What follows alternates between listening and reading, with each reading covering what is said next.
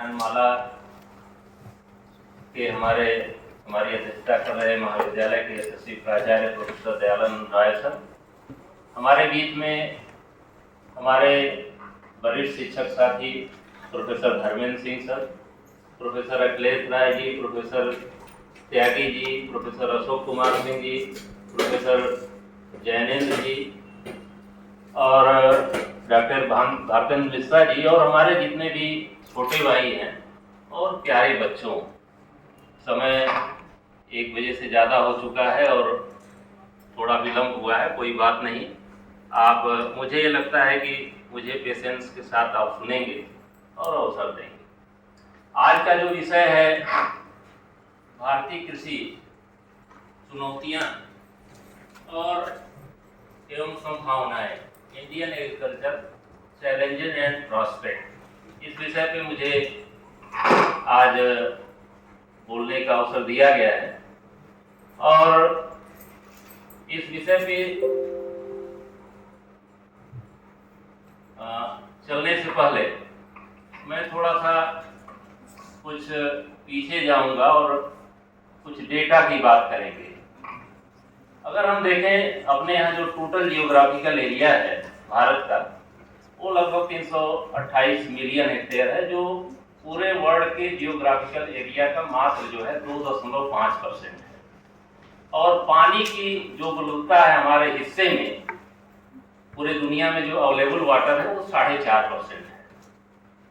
और आबादी, जो हमारे देश की आबादी है, वह हमारे हिस्से में 17.5% है। 2.5% जमीन, 4.5% पानी और 17.5% पॉपुलेशन आज के डेट में हमारे हिस्से में है। और आज ही मैं देख रहा था कि अभी सेंसस का डेटा नहीं है, 2011 का डेटा है, उसके हिसाब से हम लोग 121 करोड़ हैं। लेकिन जो ये अनुमान है कि हम लोग लगभग 140 करोड़ के आसपास पहुंच चुके हैं। और ये जो सेंसस आएगा, हम चाइना को भी पीछे छोड़ने जा रहे हैं, ये इसमें कोई शक नहीं है। चाइना का पॉपुलेशन लगभग 141 करोड़ है, हम 140 करोड़ के आसपास अनुमानित हैं। तो इस मामले में हम खुश हो सकते हैं कि हम दुनिया में पॉपुलेशन के मामले में नंबर 1 है, ह्यूमन रिसोर्स के मामले में नंबर 1। इसके अलावा जो फॉरेस्ट एरिया है वो लगभग 68 से 70 मिलियन हेक्टेयर है। और जो अरेबल लैंड है जिसमें हम खेती करते हैं, वह टोटल जियोग्राफिकल एरिया का लगभग 50%, 179 मिलियन हेक्टेयर है जिसमें हम खेती करते हैं। और जब हम आज़ाद हुए और 1951 का अगर हम डेटा देखते हैं, तो उस समय हमारे यहाँ जो फूड ग्रेन का प्रोडक्शन था वो 50.8 मिलियन टन था। और आज हम 2024-25 की बात करते हैं तो लगभग 357 मिलियन टन फूड ग्रेन का प्रोडक्शन कर रहे हैं। उसमें तिलहन और वो सारी चीज़ें सम्मिलित नहीं है और कम्युनिटी एलाइड सेक्टर की एग्रीकल्चर की सम्मिलित नहीं है। तो अगर हम देखें तो फूड ग्रेन के मामले में आज के डेट में हम 7 टाइम्स हैं, 7 गुना बढ़े हैं। और आबादी के मामले में लगभग 36 करोड़ आबादी थी 1951 में, 36.1 करोड़। तो एक कभी चार्ट आपके सामने आएगा। तो हम जो है उस मामले में 3.5 गुना से 4 गुना के आसपास हमारी पॉपुलेशन बढ़ी है।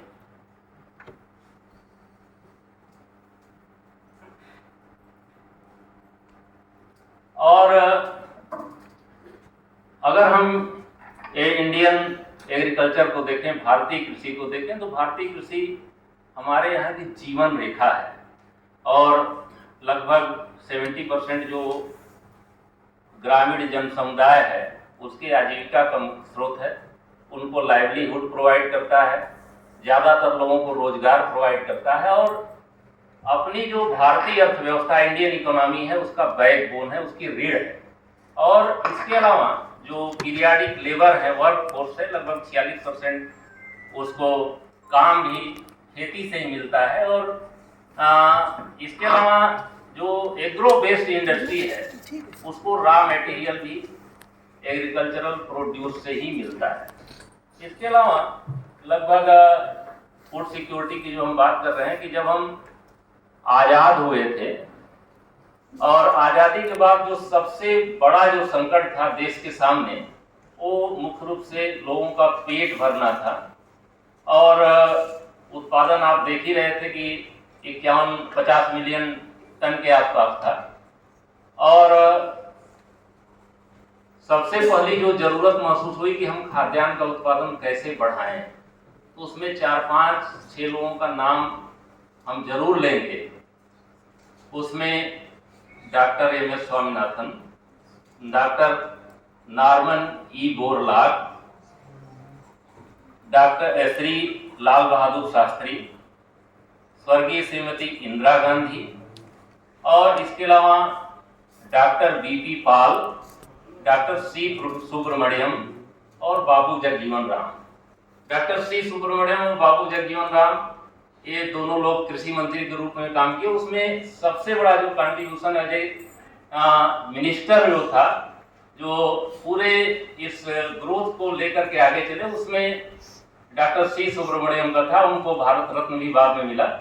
और स्वामीनाथन साहब 1963 में पहली बार जो मैक्सिकन व्हीट थी, जिसमें लर्मा रोजो, सोमरा 64, मायो 64, ये मैक्सिको से जो ड्वार्फ वैरायटी थी व्हीट की, वो आयात की गई 100 केजी। और 5 जगह वो ट्रायल लगा, दिल्ली, पूसा, इंदौर और कानपुर में।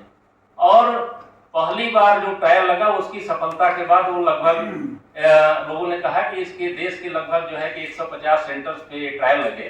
तो 63 और 64 की यील्ड इंप्रूवमेंट के बाद उन्होंने देखा कि नहीं, ये जो वैरायटी है, एक तो ड्वार्फ है जिसकी हाइट कम है, लगभग 1 मीटर के आसपास है, और फर्टिलाइजर रिस्पॉन्सिव है, इरिगेशन रिस्पॉन्सिव है, और जहां पे हम वीट का कल्टीवेशन नहीं करते हैं वहां भी वीट का कल्टीवेशन हम कर सकते हैं। विशेष रूप से जो बंगाल का एरिया है वहां भी वीट का कल्टीवेशन शुरू हुआ। उसके बाद 1967 में भारत सरकार ने 1800 टन मैक्सिकन वीट का आयात किया।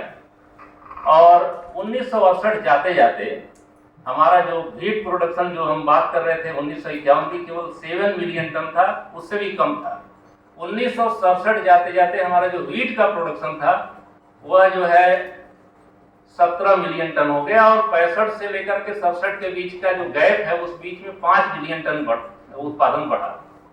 उसके बाद ऐसे डॉक्टर स्वामीनाथन और विक्रम साराभाई का नाम आप सुने होंगे। वो दिल्ली के आसपास के गेहूं के फील्ड में घूम रहे थे और ट्रायल देखने ही गए थे कि हम लोग ट्रायल देख ले। और वो जो गेहूं का जो रिस्पांस था बहुत अच्छा था। उसके बाद सीधे उन लोगों ने, उस समय प्राइम मिनिस्टर थी स्वर्गीय श्रीमती इंदिरा गांधी, उनके यहाँ गए और संयोग से उनसे मुलाकात हो गई। तो उन्होंने, इन दोनों लोगों ने कहा कि आप जो है, जो हमारा प्रोडक्शन बढ़ रहा है, इसको मोटिवेशन की जरूरत है कि किसान इस गेहूं को लगाएं।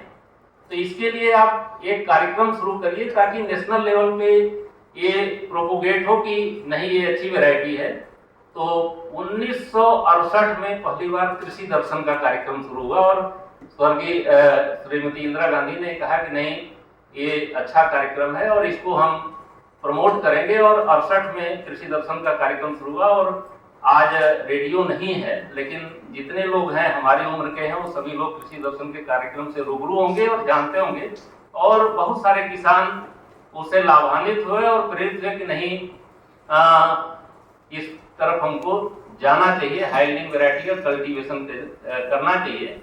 और लगभग 80 के आते आते 79 और 80 के आसपास हमारा जो टोटल फूड ग्रेन का प्रोडक्शन था, उसमें सिर्फ ये व्हीट की बात नहीं है, धान में भी जो पहली जो वैरायटी थी 1965 में डेवलप हुई IR8, वो एक लैंडमार्क अचीवमेंट था, वो भी ड्वार्फिंग वैरायटी थी।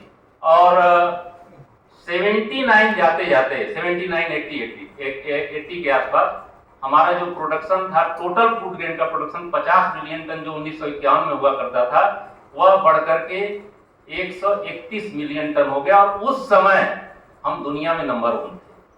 उस समय हम दुनिया में नंबर 1 पे थे फूड ग्रेन के प्रोडक्शन में 1979-80 में। आज हम चाइना नंबर 1 पे है और भारत जो है सेकेंड पोजीशन पे है। और टोटल जो फूड ग्रेन का आंकड़ा है आगे आपको मिलेगा ग्राफ वाइज।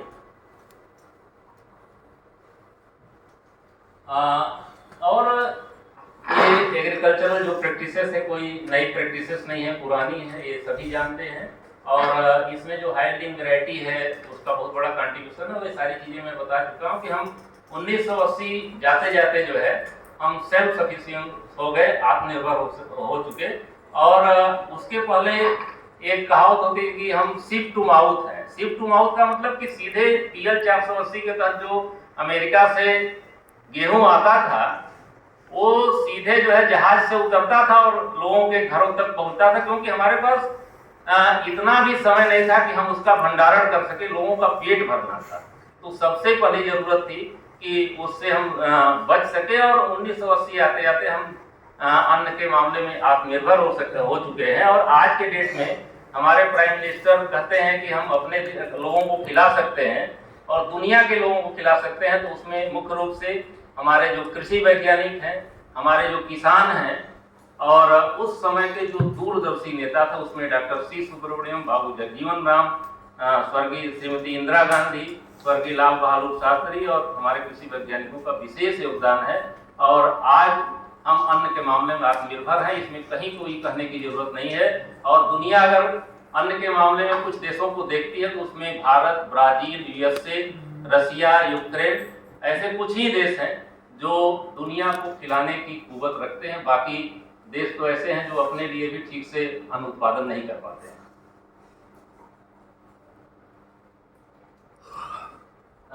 ये एक ग्राफ है, इसमें आप देख सकते हैं कि 1950-51 में 50 मिलियन टन था। और इसमें ये सेंसस का जो डेटा है इसमें 36.109 मिलियन टन ये टोटल पॉपुलेशन थी हमारी।